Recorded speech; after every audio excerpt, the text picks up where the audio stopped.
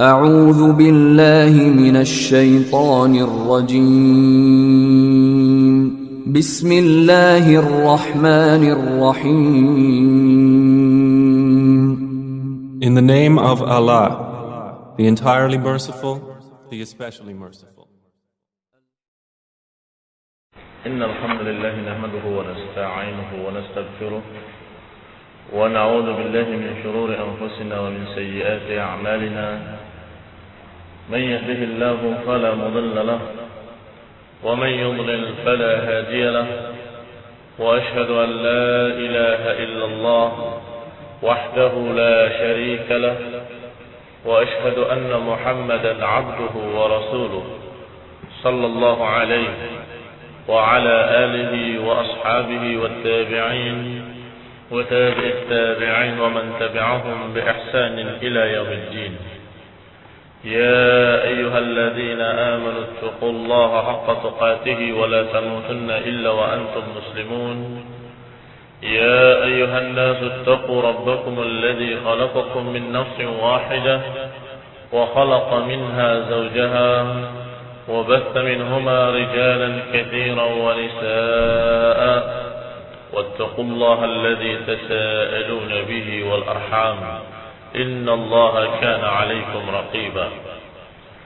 يا أيها الذين آمنوا اتقوا الله وقولوا قولا سديدا يصلح لكم أعمالكم ويغفر لكم ذنوبكم ومن يطع الله ورسوله فقد فاز فوزا عظيما. أما بعد فإن خير الحديث كتاب الله وخير الهدي هدي محمد صلى الله عليه وعلى آله وسلم وشر الأمور محدثاتها فإن كل محدثة بدعة وكل بدعة ضلالة وكل ضلالة في النار. إخواني في الدين أعزكم الله, kaum muslimin yang saya hormati, kemarin sudah kita bahas ucapan Syekhul Islam Ibnu Taimiyah rahimahullah bahwasanya Allah Subhanahu wa taala di dalam mengenalkan dirinya di dalam Al-Qur'an mengumpulkan dua perkara, yaitu penafian dari sifat-sifat jelek dan penetapan sifat-sifat mulia. Berarti terkumpul dalam Al-Qur'an pengenalan terhadap Allah dengan dua cara, yaitu dengan nafi dan dengan itsbat. Penafian dan penetapan. Menafikan sifat-sifat yang tidak layak dan tidak pantas bagi Allah, dan kemudian menetapkan sifat-sifat yang agung, yang mulia, yang pantas layak bagi Allah Subhanahu wa taala. Dan kemudian disebutkan pula oleh Syekh Muhammad Khalil Harras rahimahullah bahwasanya dalam penetapan pun ada dua jenis lagi, yaitu penetapan secara global dan penetapan secara rinci. Penetapan secara global adalah seperti ucapan bahwa Allah Subhanahu wa taala yang memiliki segala pujian, segala macam sifat-sifat mulia. Dan secara rinci tentunya disebutkan satu persatunya, dan menyebutkan sifat-sifat satu persatu, menyebutkan nama-nama satu persatu dalam Al-Quran dan Sunnah. Ini tentunya sangat rinci, bahkan yang disebutkan itu bukan seluruhnya. Dalilnya adalah ucapan Allah Subhanahu wa taala, atau dalilnya adalah ucapan Allah kalimat alhamdulillah rabbil alamin atau kalimat walillahil matsalul a'la. Alhamdulillah rabbil alamin sudah kita bahas bahwa kalimat yang menunjukkan segala pujian bagi Allah. Berarti semua pujian, apakah kemuliaan atau kesempurnaan dalam penglihatan, kesempurnaan dalam pendengaran, kesempurnaan dalam ketinggian, kesempurnaan dalam segala sifat-sifat yang mulia, itu terkandung dalam kalimat alhamdulillah rabbil alamin. Demikian pula kalimat walillahil matsalul a'la. Dan bagi Allah permisalan yang maha tinggi. Matsalul a'la artinya semua sifat baik, semua sifat yang bagus pada makhluk, bagi Allah Subhanahu wa taala tentunya lebih-lebih lagi. Bagi Allah tentunya a'la wa a'zam. Kalau seseorang dalam keadaan alim memiliki ilmu, itu adalah sifat mulia, maka Allah Subhanahu wa taala a'lam, Maha mengetahui, Allamul ghuyub, mengetahui segala yang gaib, mengetahui segala sesuatu yang belum terjadi, yang sedang terjadi, yang akan terjadi, dan yang tidak terjadi. Bagaimana kalau terjadi? Ikhwan fillah azakumullah, walillahil matsalul a'la. Ini ayat-ayat yang menunjukkan dalil adanya pengenalan terhadap Allah yang secara global. Adapun secara rinci, seperti yang diucapkan oleh Rasulullah sallallahu alaihi wa ala alihi wasallam di dalam hadisnya yang sahih yang dikeluarkan oleh Imam Muslim rahimahullah dalam masalah salat, ketika Aisyah mencari Rasulullah SAW, kehilangan beliau di waktu malam, diraba-raba di kegelapan, tiba-tiba didapatkan Rasulullah SAW dalam keadaan tegak sedang berdoa. Ucapan doanya, Subhanaka la nuhsi sana'an 'alaika anta kama atnaita 'ala nafsik. Maha suci Engkau ya Allah. La nuhsi sana'an 'alaika anta kama atnaita 'ala nafsik. Kami tidak dapat menghitung segala pujian satu persatu untukmu, sebagaimana Engkau pujikan dirimu sendiri atas dirimu. Ikhwan fillah azakumullah. Hadis ini menunjukkan bahwasanya Rasulullah SAW menyebutkan secara rinci sifat-sifat Allah, dan kemudian Allah pun menyebutkan dalam Quran secara rinci sifat-sifatnya, dan dikatakan bahwa itu pun masih ada lagi yang kita tidak sanggup menyebutkannya satu persatu. Pujian-pujian bagi Allah Subhanahu wa taala. Maka Rasulullah menyatakan, la nuhsi sana'an anta kama atnaita 'ala nafsik. Kami tidak mampu menyebutkannya satu persatu. Berarti sifat-sifat Allah sangat banyak, sifat-sifat yang mulia. Demikian pula nama-namanya. Allah kenalkan nama-namanya yang mulia, dan nama-nama Allah pun sangat banyak, nama-nama yang mulia. Ketika Rasulullah SAW menyatakan dalam doanya, As'aluk bikulli ismin huwa lak sammaita bihi nafsak aw anzaltahu fi kitabik aw 'allamtahu ahadan min khalqik aw ista'tharta bihi fi 'ilmi al-ghaib 'indak. Hadis sahih yang diriwayatkan oleh Imam Ahmad, Imam Hakim, Ibn Majah dan lain-lainnya, yang disahihkan oleh Syekh Al-Albani dalam silsilah al-ahadits as-sahihah. Rasulullah SAW menyatakan dalam doanya, ya Allah, aku meminta dengan memanggil namamu, nama yang Engkau beri namakan dirimu dengannya, atau nama-nama yang Engkau turunkan dalam kitabmu, atau nama-nama yang Kau ajarkan pada hamba-hambamu, ini para rasul, atau nama yang Engkau simpan sendiri di ilmu ghaibmu. Berarti nama-nama Allah yang tersebut dalam Quran, yang diajarkan oleh Rasulullah, masih ada lagi nama-nama lain yang Allah tidak sebutkan, yang Allah simpan di dalam ilmu ghaibnya. Maka ikhwan fillah azakumullah, ini menunjukkan kalau rincian sifat-sifat Allah dan rincian nama-nama Allah tidak terbatas, sangat luas, dan kita tidak mampu menyebutnya. Rasulullah menyatakan tidak mampu, apalagi kita. Rasulullah mengatakan, la nuhsi sana'an, kami tidak bisa menghitung segala pujian bagi Engkau ya Allah. Demikian pula dalam doa tadi, aku meminta kepadamu dengan seluruh namamu, nama-nama yang Engkau namakan dirimu sendiri dengannya, nama-nama yang Kau turunkan dalam kitabmu, nama-nama yang Kau ajarkan di dalam atau ajarkan kepada Rasulmu, dan nama-nama yang Kau simpan dalam ilmu ghaibmu. Maka ikhwan fillah azakumullah, ini menunjukkan bahwa rincian sifat-sifat dan nama-nama Allah sangat luas, dan kita tidak mampu menyebutkan seluruhnya. Selanjutnya Syekhul Islam menyatakan, fala 'udula li ahli sunnah wal jamaah amma jaa bihi al-mursalun fa innahu as-siratal mustaqim siratal ladzina an'ama Allahu 'alaihim minan nabiyyin was-siddiqin wasyuhada'i was-salihin. Maka kalimat maka ini kaitannya dengan apa yang disebutkan sebelumnya, tentang sifat-sifat Allah dan tentang sumbernya dan tentang bagaimana Allah mengenalkan dirinya. Maka fala udula li ahli sunnah wal jamaah amma jaa bihil mursal.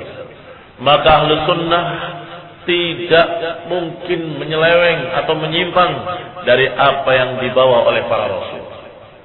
Ahli sunnah wal jamaah selalu mengikuti jalan Rasulullah SAW, khususnya dalam masalah akidah, khususnya dalam asma dan sifat, dalam mensifati Allah dan dalam menyebutkan nama-nama Allah.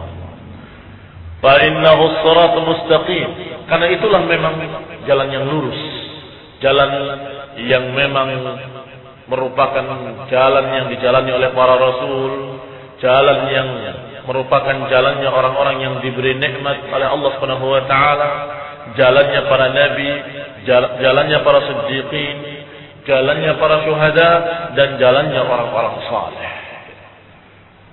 Khonifidin a'azakumullah. Disebutkan di sini bahwasanya apa yang telah dijalani oleh para rasul adalah siratul mustaqim. Kalimat sirat yang sering diterjemahkan bermakna jalan, at-tariq. Al-mustaqim adalah lurus yang la wijaja fiha, yang tidak ada kebengkokan padanya. Berarti maknanya adalah tariqus sawi, jalan yang lurus. Man zagha anhu aw inharafa waqa fi tariqin min turuqid dhalal. Barang siapa yang menyimpang dari jalan yang lurus ini, barang siapa yang menyimpang dari jalan yang lurus ini, maka dia berarti terjerumus ke dalam jalan-jalan lain yang merupakan jalan-jalan sesat, jalan-jalan zalim, jalan-jalan yang tidak pantas untuk dijalani. Allah Subhanahu wa taala menyatakan dalam ayatnya, dalam surat Al-An'am ayat 153, wa anna hadza sirati mustaqiman fattabi'uhu wa la tattabi'us subula fatafarraqa bikum an sabilihi dzalikum wasaqum bihi la'allakum tattaqun. Inilah kata Allah, jalan yang lurus. Fattabi'uhu, maka ikutilah dia. Wa la tattabi'us subul, jangan ikuti jalan-jalan lain. Fatafarraqa bikum an sabilihi, niscaya kalian akan tersesat dari jalannya.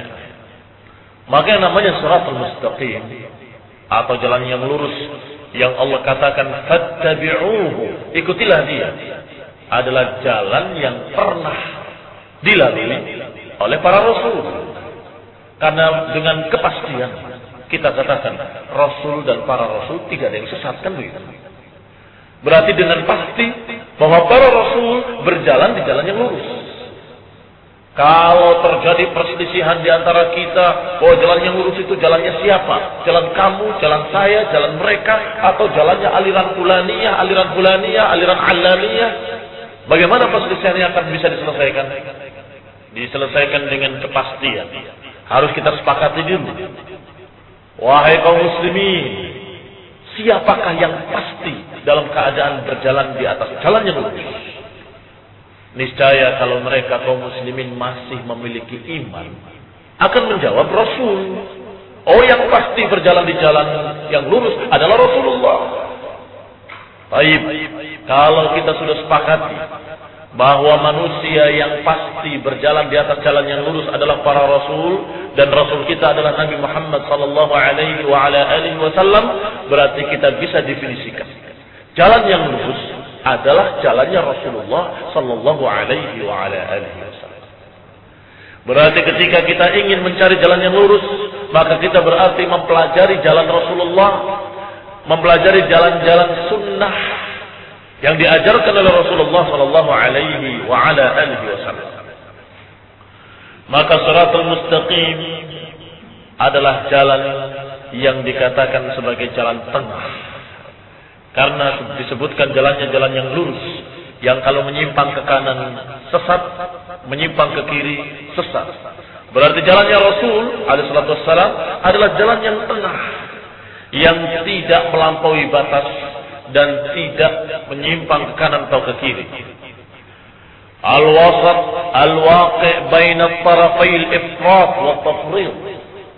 Jalan yang lurus adalah jalan yang tengah, yang tidak terjerumus ke dalam kesesatan disebabkan karena melampaui batas, tidak pula terjerumus dalam kesesatan yang disebabkan karena kurangnya dia dalam menetapkan atau kurangnya dia dalam mengikuti al-haq. Maka ditambah salah, dikurangi salah. Yang benar adalah apa yang diajarkan, itulah jalan yang lurus. Ditambah kamu merasa lebih alim dari Rasul, dikurangi, kurang aja. Kenapa jalan Rasulullah kamu kurang-kurangi? Maka azakumullah, sekarang kita kembali kepada masalah asma dan sifat. Apa jalan tengahnya? Bagaimana Rasulullah SAW dan para sahabat ketika membaca atau menerima tentang sifat-sifat Allah dan ayat-ayat Allah dalam Quran, ayat-ayat yang menyebutkan sifat-sifat, ayat-ayat yang menyebutkan nama-nama bagi Allah Subhanahu wa taala. Sikap mereka adalah seperti yang Allah sebutkan. Amanna bihi kullun min 'indi rabbina. Jalannya ar-rasikhuna fil ilmi, jalannya orang-orang yang dalam ilmunya. Ar-rasikhuna fil ilmi yaqulun, mereka berkata, amanna bihi kullun min 'indi rabbina. Kami beriman dengannya karena seluruhnya dari Allah. Berarti nama-nama dan sifat-sifat Allah yang ada dalam Quran diimani oleh Rasulullah dan para sahabatnya. Maka yang tidak mau beriman dengan nama-nama dan sifat-sifat tadi tersesat, dan yang kemudian menyelewengkan nama-namanya dan sifat-sifatnya kepada makna-makna lain juga tersesat. Jalan yang lurusnya adalah jalan tengah tadi, menerima makna dan lafaz yang disebutkan oleh Allah Subhanahu wa taala dalam Quran. Lafaz-lafaznya diterima bahwa itu sifat-sifat Allah, makna-maknanya pun diterima bahwa itu sifat-sifat bagi Allah Subhanahu wa taala, dan Allah tidak sama dengan makhluknya. Disebutkan bahwa kita selalu berdoa, selalu mengharap kepada Allah Subhanahu wa taala, ihdinas siratal mustaqim, tunjuki kami ya Allah ke jalan yang lurus. Maka Allah jawab sekarang, wa anna hadza sirati mustaqiman fattabi'u, inilah jalanku yang lurus, maka ikutilah dia, kata Allah. Setelah menyebutkan ayat-ayat yang sebelumnya, ayat 151, ayat 152, yaitu tentang perintah-perintah Allah. Dari awal kalimat qul ta'alu atlu ma harrama rabbukum 'alaikum alla tusyriku bihi syai'an. Diawali ayatnya dengan perintah untuk bertauhid. Marilah kemari aku bacakan kepada kalian apa yang diharamkan oleh Allah. Yang pertama adalah jangan syirik. Jangan menyekutukan Allah Subhanahu wa taala.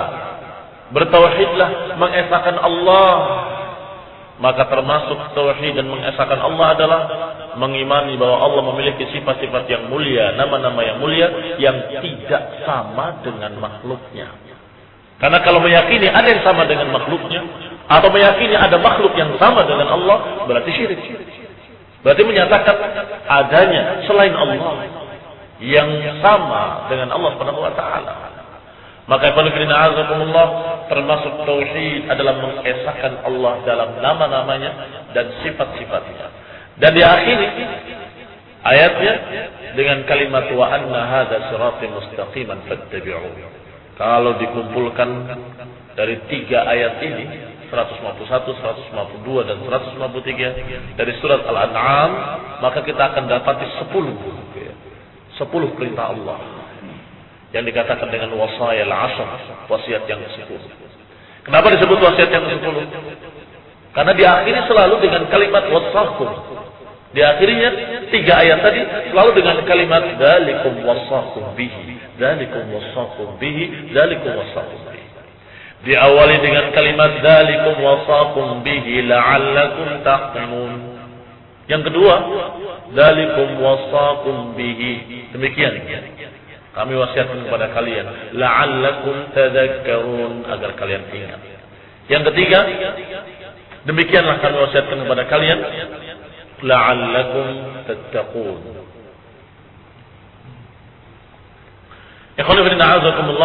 Ternyata wasiat tadi diawali dengan tauhid dan diakhiri dengan siratul mustaqim. Diawali dengan bertauhidlah dan jangan syirik, dan diakhiri dengan kalimat inilah jalanku yang lurus. Kata Allah, ikutilah dia dan jangan ikuti jalan-jalan lain. Fatafarraqu bikum an sabilih. Maka alhamdulillah, apa yang kita minta kepada Allah sesungguhnya sudah ada di hadapan mata. Ketika kita berdoa, ihdinas siratal mustaqim, ya Allah tunjukilah aku jalan yang lurus. Ternyata sudah ada kejelasannya dari Allah. Hada siratal mustaqim, ini jalan yang lurus. Dan juga Allah sebutkan di ayat lainnya tentang siapa yang dimaksud dengan orang-orang yang diberi nikmat oleh Allah Subhanahu wa taala, yaitu minan nabiyyin was-siddiqin wasyuhada'i was-salihin wa hasuna ulaika rafiqa. Orang-orang yang diberi nikmat kata Allah adalah para nabi, para siddiqin, para syuhada, para salihin, dan mereka inilah orang-orang yang betul-betul akan mendapat dari Allah Subhanahu wa taala kedekatan dengan Allah Subhanahu wa taala. Khoni bin a'azakumullah. Kata Syekhul Islam Ibnu Taimiyah selanjutnya, wa qad daqala fi hadhihi al-jumlah ma wasafa Allah bihi nafsahu fi surah al-Ikhlas allati ta'dilu thuluth al-Qur'an. Dan masuk di dalam ayat-ayat yang menerangkan tentang sifat Allah, yang paling terkenalnya adalah apa yang Allah sifatkan dirinya di dalam satu surat yang merupakan surat ini kedudukannya seperti sepertiga Al-Quran, yaitu surat Al-Ikhlas. Haitsu yaqul, di mana Allah berfirman, qul huwallahu ahad, Allahus samad, lam yalid wa lam yulad wa lam yakul lahu kufuwan ahad. Katakan, dialah Allah yang esa. Ini sifat ahadiyah, sifat keesaan Allah atau wahdaniyah. Allahus samad, Allah tempat makhluk-makhluk bergantung kepadanya. Karena tidak mungkin makhluk akan lepas dari Allah, pasti akan butuh pada Allah Subhanahu wa taala.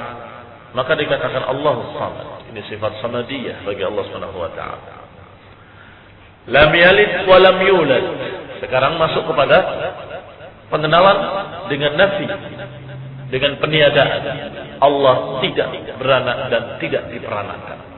Tidak memiliki anak dan tidak memiliki bapa. Ini sifat dari sifat-sifat Allah, bahwa Allah tidak memiliki anak dan tidak memiliki bapa. Maka barang siapa yang meyakini sebaliknya, berarti dia telah kufur dan ingkar kepada Allah Subhanahu wa taala dan kepada ayat ini. Maka ikhwan fillah azakumullah, disebutkan dalam ayat-ayat Allah Subhanahu wa taala bahwa Nasrani telah kafir dengan tegas. Laqad kafara alladziina, telah kafir orang-orang yang mengatakan annallahu wal masih Isa bin Maryam, yang menyatakan bahwa Isa ibnu Maryam adalah Allah atau jelmaan Allah atau Tuhan atau anak Tuhan atau salisu salah. Dalam ayat lainnya Allah katakan laqad kafara alladziina qalu annallaha salisu salasa. Telah kafir orang-orang yang menyatakan bahwa Allah itu satu dari yang tiga. Ini tiga Tuhan, salah satunya adalah Allah. Ini telah kafir.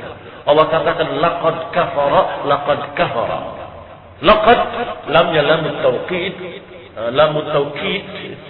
dan juga qad merupakan taukid, yang artinya penekanan di atas penekanan. Artinya sungguh-sungguh. Kalau diulang dua kali, lam dengan qad berarti maknanya sungguh-sungguh telah kafir. Maka azakumullah, para ulama menyatakan barang siapa yang tidak mengkafirkan Nasrani, maka dia kafir. Kenapa? Karena dia mengingkari ucapan Allah tadi, laqad kafara alladziina qalu annallaha salisu salasa. Apa yang menyebabkan mereka kufur? Karena mereka meyakini Allah memiliki anak. Ikhwan fillah azakumullah, padahal Allah Subhanahu wa taala menyatakan lam yalid wa lam yulad wa lam yakul lahu kufuwan ahad.